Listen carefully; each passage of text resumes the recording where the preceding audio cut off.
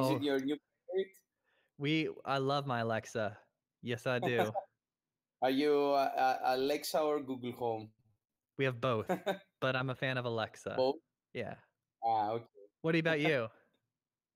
Google Home. I'm not sure which. I think Google. I'm a Google fanboy.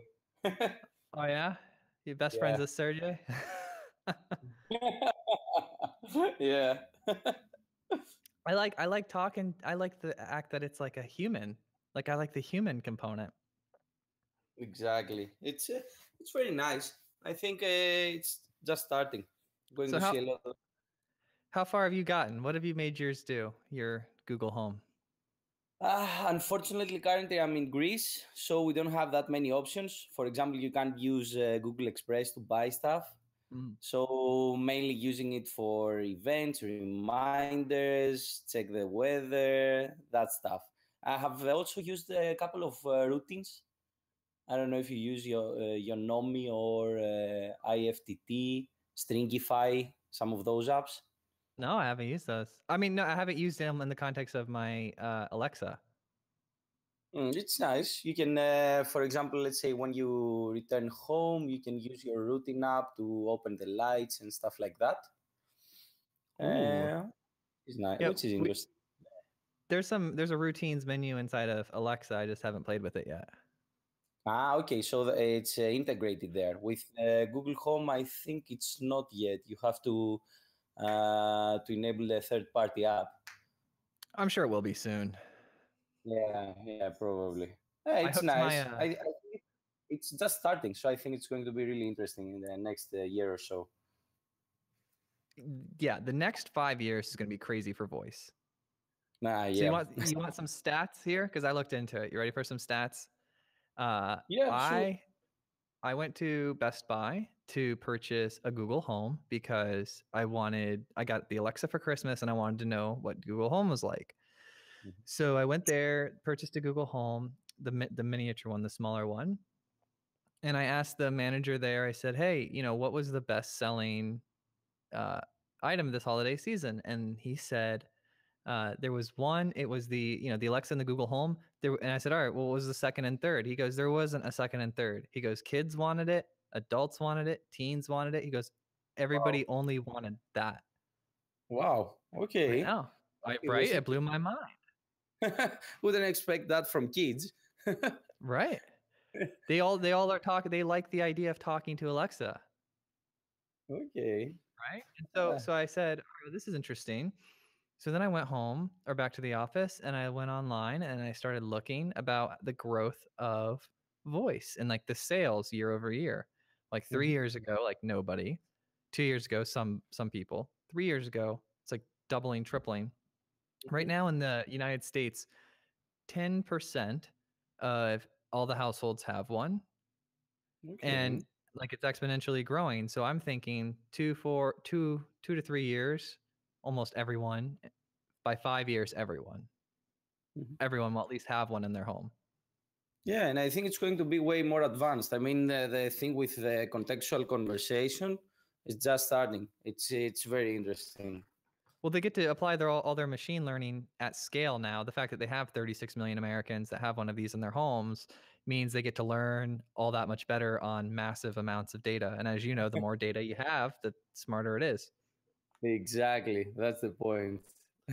This is the best part. We're helping to make the system much smarter. Yes, until it ends in our demise. The robots win. Oh no. So you're back in Greece right now? Yes, the R&D department is actually based in Athens, so I returned back to Greece. Okay, because when we talked, you were in New York, right? Yeah, exactly. So we have an office there, marketing, sales, operations, and all that stuff. But the product is built in Athens, in Greece. Oh, that's awesome. So you said marketing, sales, support, all that stuff is in NYC, but the development team and research, all that good stuff's in Greece? Exactly. I mean, it's a bit of a challenge because you have the time zone difference. But in general, it's pretty much okay because you have like 3 to 4 hours in common. so you can still make things work. So what time is it there right now? It's 10. 10 p.m. at night, and it's 3 p.m. EST here. Yeah. Mm-hmm. Exactly. So it's late. Is your family upset? Like, go to bed, Giannis. We're still up. Actually, I'm still recovering from jet lag. So it's kind of strange because I wake up at 3 a.m. suddenly. It's first time that I had such a jet lag. I was always proud that I've never had one. But this time is like all the jet lags together. It's catching up to you. That's what's happening. Exactly. So Pollfish, that's going well. How's your hiring spree going? Actually, we're pretty good. We're almost there to have what we call a full basic team at least. We're for the product team at 20 people right now. We're expecting to have 6 more by the end of February. And then we're going to be full at least to run the way we would like to. It's been a bit of a challenge because we had to hire about 12 to 14 people within 1 or 2 months. So double the team. We had a lot of things that we need to take care of, like good onboarding and fit with the current culture that we have. We're very proud of the way we do things there. But I think we were really lucky, and the people that join us are very good and are bringing a lot of value. I think value is something that you focus a lot. Yeah, it's something that you focus a lot, and it was a very interesting discussion we had back then. I think they really bring a lot of value, which is the most important aspect of things here. Oh, I'm all about bringing that value. So how did you know, like when you're expanding your team, these 12, 14 people you brought on, are they mostly developers or were they kind of mixed between developers and sales? Engineers and product owners. So everybody in the product team, no sales.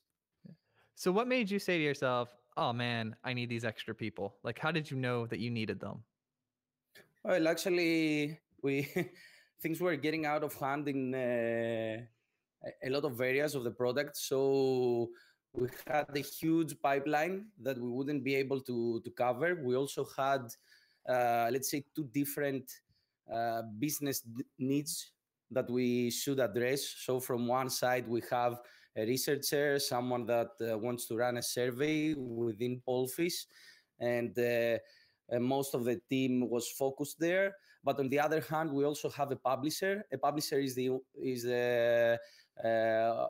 owner that provides an app where someone can respond to a survey from Pollfish. So it's actually the engine, and we're not focused so much there because we didn't have the resources. So we were taking turns, like 1 year focus on the publisher, next year on the researcher, and this is a marketplace. You have to balance both sides.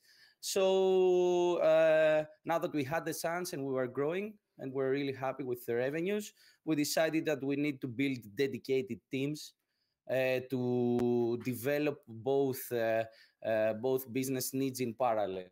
So that was the main thing. And in terms of the planning aspect of product team, I was doing most of the planning, which was not enough. I was trying to be a CTO, a VP of product, a product owner, and sometimes an engineer. So, so you realize that if you're doing 3 full-time jobs and it's one person, then it's probably something's going really wrong. So this was the time that we decided we have to delegate and find people that do that full-time. So you just let yourself, like when you noticed, oh, I'm drowning in 3 full-time roles. Now it's time to, I pushed myself to the limit. Now let's get some people in here to take this over so we can run it smoothly. Exactly. Perhaps we should have done it a bit earlier. But I'm glad we did it now. I mean, it's already, the results are already showing up. things are going much smoother. Yeah. Were you able to make this transition off of your cash flow, or did you need investment capital to do so? We're venture backed. We're venture backed in general. So although we have our own revenues and we could, let's say, go slower with the hiring, I think at the end we decide to choose always to raise some capital and proceed with the hirings. That's that's what the venture is there for, right? If you have a cash flow that'll allow you to maybe bring on 2 or 3 people, but you have a need to pivot or a need to address the market demand and you need 10 people, well, then it's not so bad to have partners that are VC, right? Exactly. I mean, it depends on how fast you want to scale. We think that it's best to serve the customer needs we have right now and go fast instead of waiting to cover them in a year or so. No, I agree. That's a valid plan, valid business model, right? Of like how to grow. Now we had a special. We're actually in the process of filming a special episode, and what we did was we went and found the most influential coding developers on Instagram, people that have tens of thousands of followers, and then we had them come on the show and talk about what they're doing and how they're being influential on Instagram, things of that nature. So has Pollfish done anything with influencers in the market, like from your marketing side of things? Yes, not always like professional influencers. However, we tried to partner with experienced people, for example, experienced researchers, to use our service and see if they can get quality results and see the turnarounds of the service. So what we did is we tried to onboard a couple of people from places like Microsoft, Stanford, etc. And they ran a lot of benchmarks and compared us with a lot of traditional firms. And some papers were published, also some publications in places like Washington Post, New York Times, etc. So it's like influencer marketing, I think. Yeah. And it was pretty great because it was a validation for us too, to have someone, an experienced researchers, validating your service. I mean, it's pretty cool and it's pretty inspiring. Right. And of course, it brought a lot of great business. I mean, I don't know your results. Oh, I was having them on the show to talk about their position as being influencers. Oh, okay. Yeah. Okay. Because they have so many followers and they're posting about programming, and I wanted to know, they're the next generation, right? They're the up and coming set of programmers that are being hired now and just entering the job market now, and they're on Instagram with 50,000 followers posting, and everyone's following them and liking their post, and I'm wondering, like, what do they think? What type of people are they? So I brought them on the show to talk about them, to kind of give some insight to the CTOs, right? Because we're CTOs and we need to know what's happening in the next generation of developers. Because we're busy doing our thing now and dealing with, usually, I don't know about you, but I interact with the people that have been writing code professionally for several years. I'm not interacting with the newer programmers as much these days. So I figured, let's go pull the next generation on and see what they're interested in, because they're the next generation drives the market, right? It definitely makes sense. And you need a lot of, you actually need a mix of people. I mean, new generation, old generation, I think you need a mix of people to make things work. Oh, I fully agree with that. I mean, a diverse ecosystem is super important. I just realized that I didn't know what was going on, so I pulled them onto my show, and then I found out that, like, being influential on Instagram is super important. Like, for us, even for engineers, right? Yeah. And did you know that it's like 80% female on Instagram for the programmers that are popular? Wow. No, I had no idea. I actually thought, I mean, I'm using personally Twitter and LinkedIn. Yeah. For engineers, but I wouldn't have thought about Instagram. right? And, They're okay. there. And it's mainly female? Well, the people that are popular are mainly female, but their audience is, 70, 80% male. Okay, that's very interesting. I'll Yeah, have to that's what check it I out. thought. Yeah, I you're will check busy it. running Pollfish, doing massive things over there with like 400 million polls going on and responses. And I'm over here and I'm trying to figure out like what's coming next, Like I run my business, but I always want to know like what's happening now? Like what are the kids these days doing? What's going to surprise me, right? Yeah, and it's always hard, to keep up with all the meetups and everything that's going on because the community is so active these days. So it's really hard to actually keep up with everything. Yeah, it is. That's why I'm just pulling them onto the show and asking them questions. I'm like, just give me the good. They're out there eating, sleeping, and breathing it, and I'm like, just give me the gist of it. Like, is Snapchat something where programmers are hanging out, or where is everybody at? And so, I took the top, 4 or 5 most followed programmers on Instagram and had them come on the show. So we're putting together that special. Okay. So do Yeah. you think it would be, it can be even used as a hiring platform to attract talent and stuff like that? I think that you can use so people, they seem, and this is, we're halfway through, so I've had two of the 5 influencers on, so I'm still getting a good feel for it. But what it seems like is happening is everyone's watching these people and what they're doing, and that's attention, right? If like everybody's looking over there, then you need to be over there, right? There's like no excuse for not being where everyone's paying attention. So if everyone decides that Facebook's really important, then you need to be on Facebook because that's where everyone is, right? Yeah. And if everyone decides Instagram's really important, then you got to go be over there because that's where they all are. So I was thinking about using influencer marketing. Like when I think about your company, do you guys have APIs then you integrate with other people? Yes, this is one of the main ways that we operate. Yeah. So these Instagram influencers would be super important in promoting your APIs because they've got 50, 60,000 programmers that follow them and like every single thing that they do. So if they post, oh, hanging out at the Pollfish office today, working on their API or like integrating a mashup into their API, instantly 50,000 people know Pollfish that could integrate with your, right? If you look at it like that, it's kind of interesting, right? Yeah, that definitely makes sense for us, and I can relate actually a lot because, as I told you, one of the main roles within the company is what we call a publisher.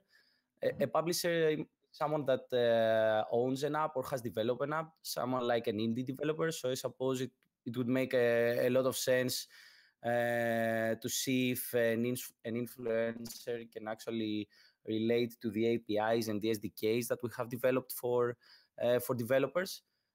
So we're actually a monetization stream for an indie developer, for example, where like when they use ads, they can earn on top of the ads by also using Pollfish. So it's risk-free. So for me, it definitely makes sense, and I'm really glad to hear that. We're actually going to research even from tomorrow about it.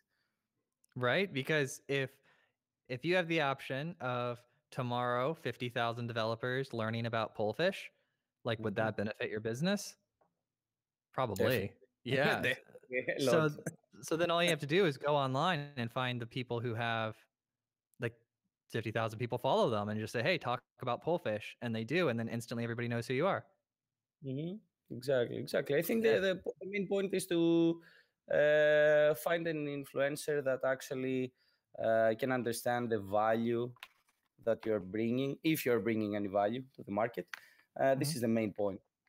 I think for all products, it's a real challenge. It's a real challenge to actually bring value, unique value, and then to communicate that value to the whole market. Yeah, that's business. Right? That's like business in its most simple form. So do you have a co-founder at Pollfish?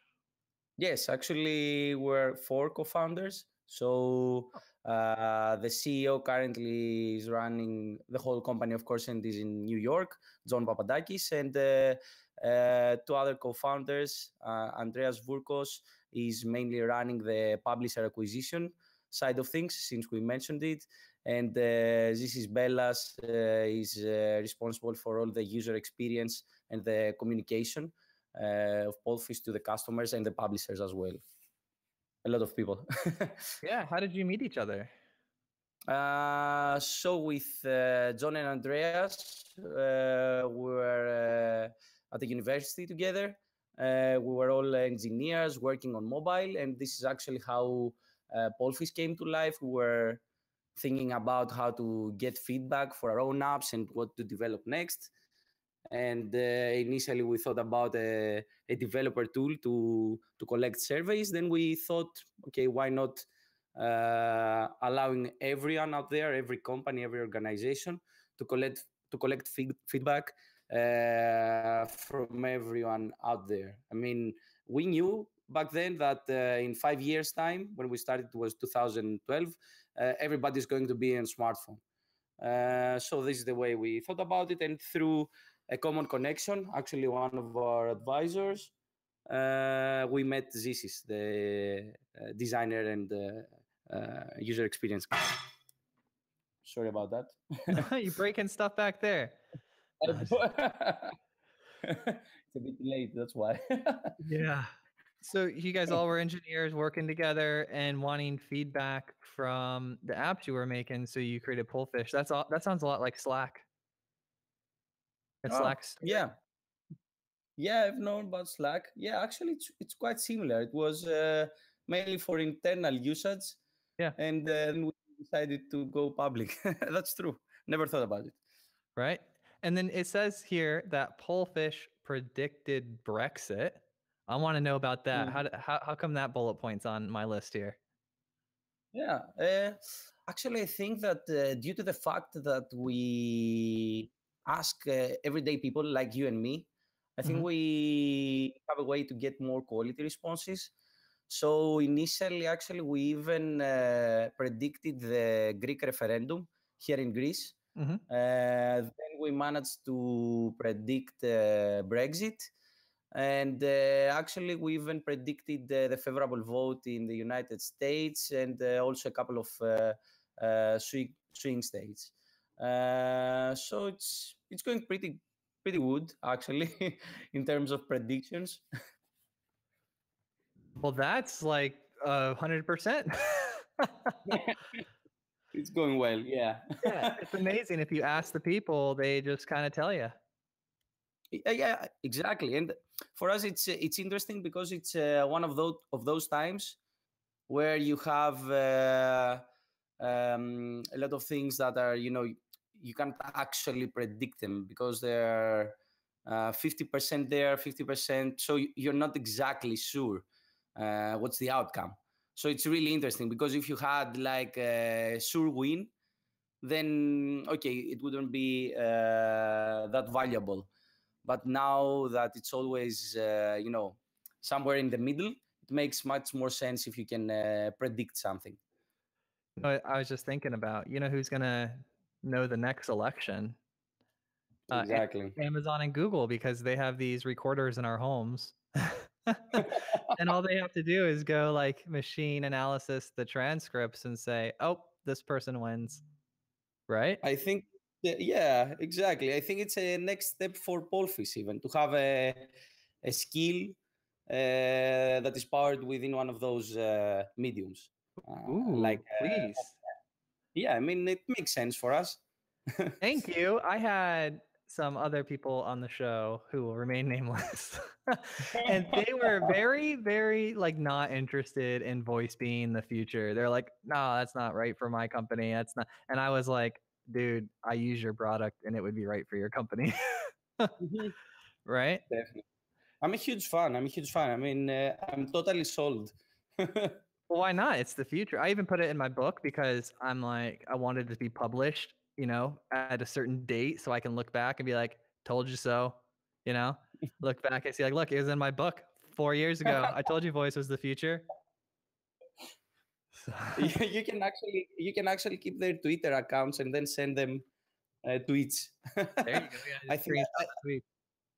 Yeah, I think it was who did that? I think it was Gary V from Vaynerchuk, when he told that Instagram was bought at a really low valuation, and everybody was laughing at him.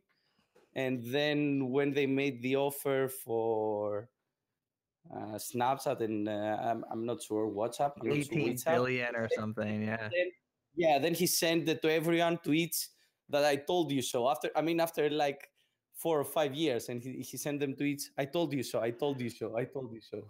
Oh, I love Gary Vee. I remember that story. He like went on vacation with his wife and he sat there on the beach and just like responded to every single person. Haha, I told you so. Yeah, exactly. Did you get to meet Gary Vee while you were in New York? No, is he in New York? Oh yeah, I didn't yeah. know that. Yeah, his offices are in New No, York. I was busy trying some cocktails. Sorry. Yeah. When are you going to be in New York next? Uh, Not sure really. We have a lot of things going on here with the product. It's really exciting times to be in our department here. So I think I'm going to stay, perhaps even enjoy the summer here. It's a bit better than New York. Oh yeah. Yeah, I don't know. Perhaps September or October. Okay, so probably later this year. Yeah. All right. Well, next time you're there, let me know because I have family in New York, so I'm gonna bump up to New York. It's only like a 3-hour flight, and we're gonna come hang out and try some of those cocktails. Great, great. Would love to meet in person. Yeah, Gary Vee has this dinner thing that they do like once a month where you can buy a ticket to, and you go to dinner with like 20 people in Gary Vee. Oh, Yeah, okay. we'll get tickets and we'll go try some of his wines, cocktails, and then be like, "What up?" Okay, we can definitely try that. Are you speaking at any conferences in the near future? Any public speaking in the near future for you? Actually, not me, but Andreas, one of the co-founders that's running the publisher acquisition. He's currently in a conference in LA, and then he will be in London. So a couple of app conferences, game dev conferences. So we're going a bit, we're trying to see if offline works too. I mean, the Instagram medium that you mentioned, it's probably worth a shot, but we're also trying different ways. Do you compete at all with, I know some of the platforms offer their own sort of polling. How do you look at that as a business? Like, do you see it as an opportunity, getting more people involved with polling? Do you see it as competition? So there are two different types of companies. One kind is companies like, let's say, SurveyMonkey, etc., which are forms or survey forms, and they are not our direct competitors. So because our value is not the form, our value is the way that we bring the audience. In that aspect, we don't have that many direct competitors. So our main goal is to actually get a lot more people from the traditional market research firms. So this is where we are aiming. If you see market research and how it evolved from cold calling to take the survey, to online polling, to now mobile polling, they always used to have and maintain panels. That is, people that are registered and receive emails daily to answer to surveys and have a very specific profile. These are the main companies that we're trying to compete with, because we think that instead of having what we call professional panelists and having everyday consumers like you and me, we think that this is much more valuable. Yeah, well, it should be, right? Because I really like that you're going after the traditional market research, because now would be a great time to go pick them up, being a modern tool. And they're just starting to open up, because the corporate world moves a lot slower than our tech world, right? So it looks like a lot of those traditional market research people would be just starting to open up to this more modern technology. Exactly. Well, this is what we believe too, but we'll see. Are you integrating with any other platforms to grow your brand? Like, is Pollfish being integrated into other platforms? What we try to explore currently is to integrate with platforms about data visualization. Imagine that we collect millions of data points every day from all those active users, and we try to provide real-time result dashboards for our customers. However, when you see out there solutions like Tableau, for example, I don't know if you're familiar with this visualization software, we try to see if we can integrate and provide an even more sophisticated solution for visualization. Ooh, so are you actually going to data visualization companies and embedding your product inside of theirs so people can say, oh, I want to fill this chart up, I'll use Pollfish to do that? Yeah, exactly. This is what we're exploring now. We haven't completed any integrations though, but I think in the next couple of months we will roll out a couple of those.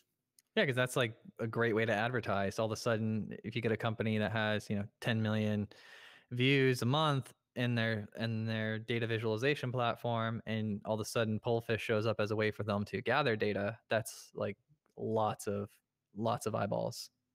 Exactly. And also if you see it from another perspective, there are a lot of companies that already use those tools. And instead of having them trained in your own result dashboard, you can just let them use what they already know how to use and just populate the data there. Yeah, that's what I was sense. saying. That's what I meant. Mm-hmm. Yeah, that's smart. I love it. And there's a lot, and data visualization is huge right now. Mm-hmm. It helps a lot. I think it's a huge part of machine learning process too.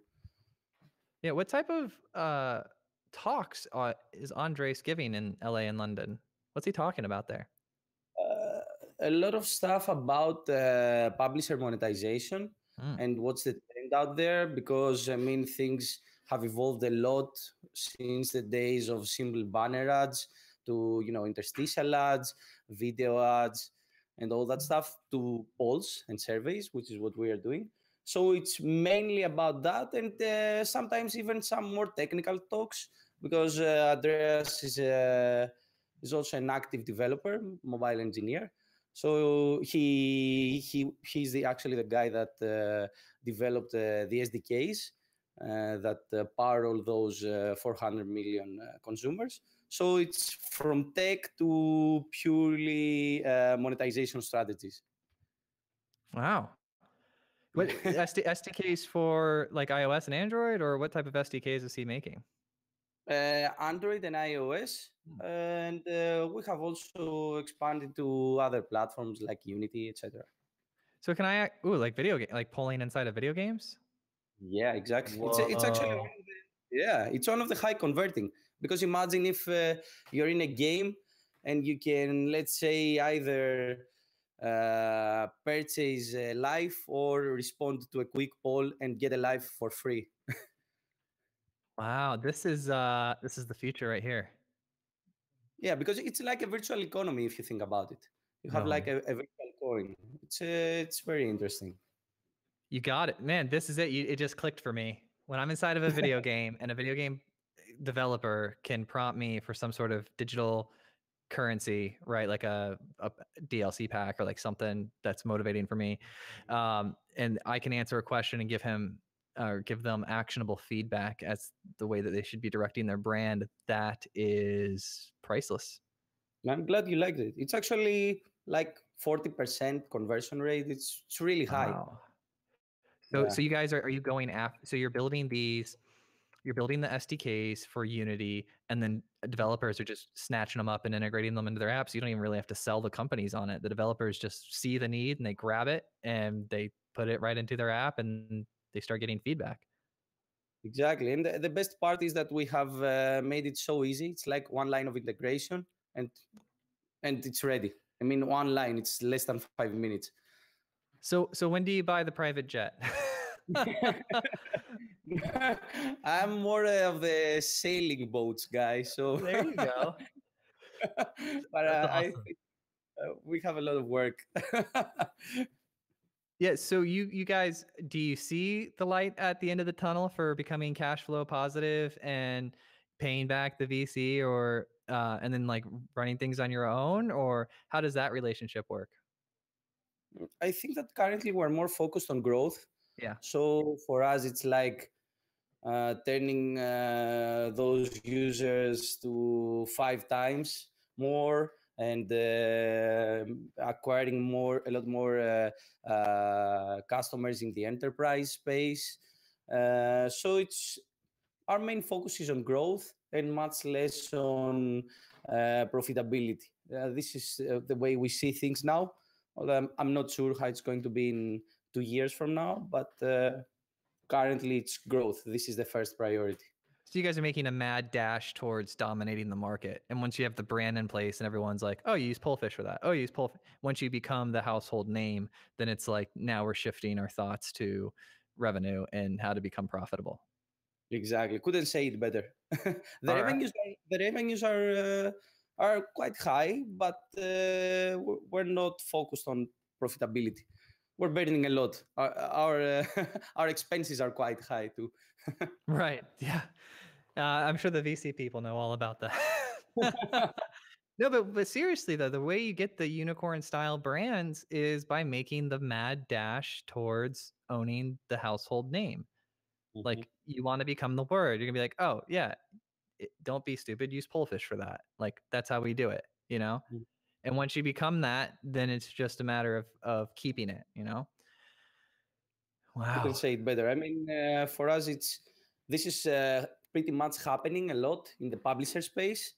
I think in terms of survey monetization, I think we're the leading, let's say, company. And we want to do the same in terms of the researcher space, to be the leading in terms of online polling and mobile polling in the future. So do you structure different teams to go after your different industries? Do you have like one team that focuses on Unity, one team that's focusing on sort of your corporate world? How do you divide that up? So this is exactly what we did. Initially we had one team, as I told you, and we were taking turns on which aspect of the product we're going to develop. But currently, this is our approach. So we have a dedicated team that is focused on publishers and a dedicated team that is focused on researchers. And we're trying to treat Pollfish has two different companies. So we're trying to think as completely different companies. So have different sales structure for researchers, different sales for publishers, and the same for the development team. I think this simplifies a lot of things, and it's much better to be decoupled because it allows you to scale the teams much more easily.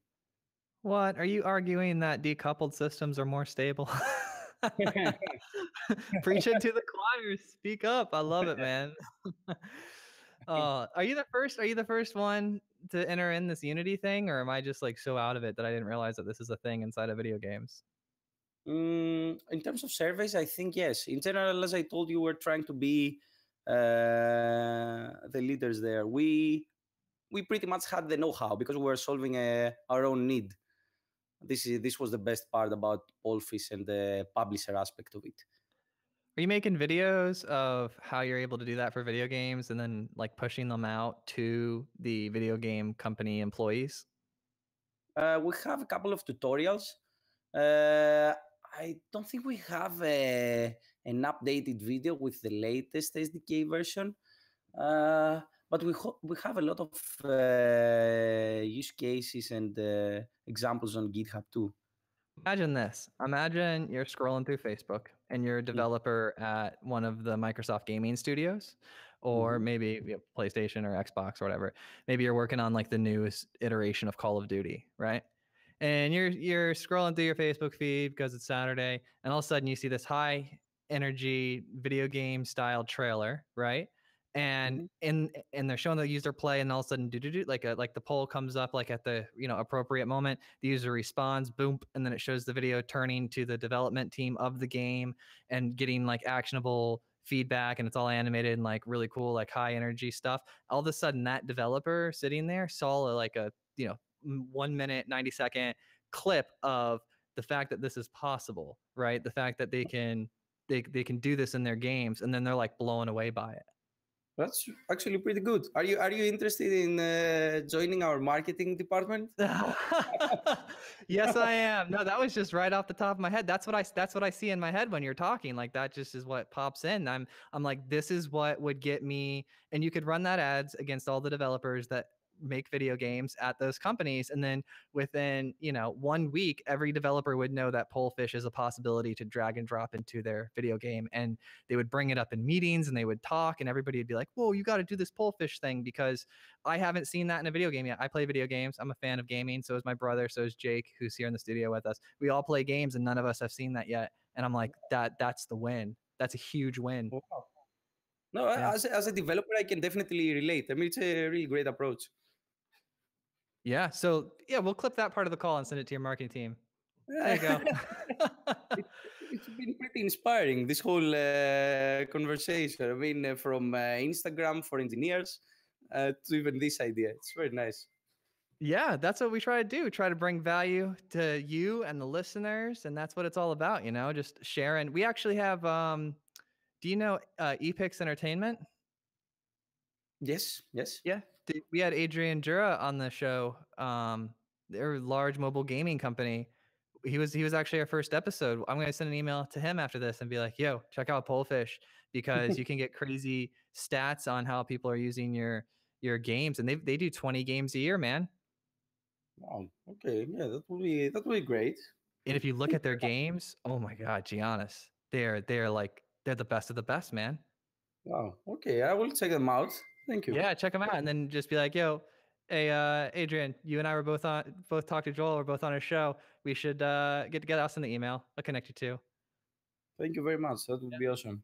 Awesome. All right, cool. This is a fantastic conversation. I really appreciate you coming on and talking with me, Giannis. Thank you very much. It's my pleasure. It was really fun. Absolutely. Let's see here. Sorry, I was just distracted for a second because Jake was giving me a thumbs up. He said he's like, I really like Giannis. I really like Giannis. So I'm like, oh, absolutely. So the way the call ends is I just simply hit the stop record, and it uploads the audio from your HTML5 local storage to our servers, and we have it. Awesome. But dude, I hope you can get some sleep tonight. Thank you very much. I'm going to. Although, as I told you, with the jet lag, it's like crazy here. I don't know. Perhaps I should move